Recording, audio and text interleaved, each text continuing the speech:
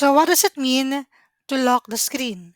Once the teacher lock the screen of the presentation, the student will not be able to answer in each template.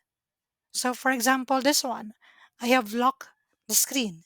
So at the student's perspective, it says here that your teacher has locked your responses for this slide. So to unlock it, simply click on unlock. So let's try to see other templates.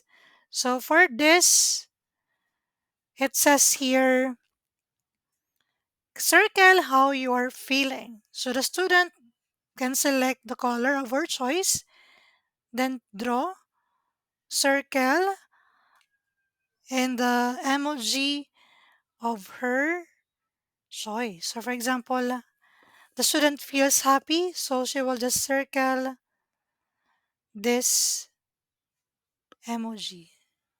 So there.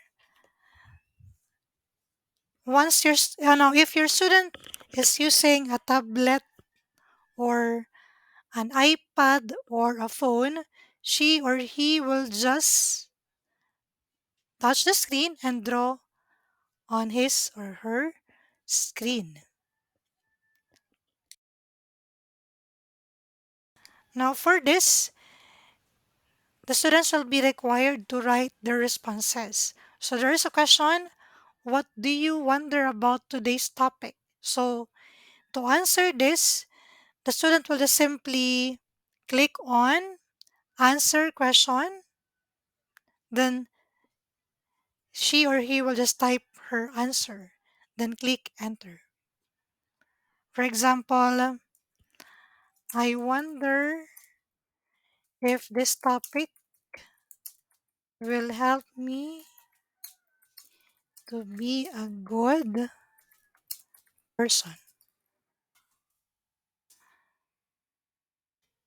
So, for teachers' perspective, there is already one who answered, and then if you want to show the answers to your students, simply click on show response. Present it in your Google meeting. So, how to present that? Click on present now, then select the tab that you want to present. So for example, this one.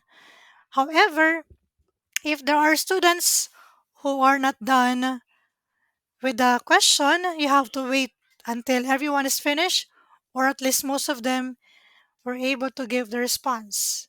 Why?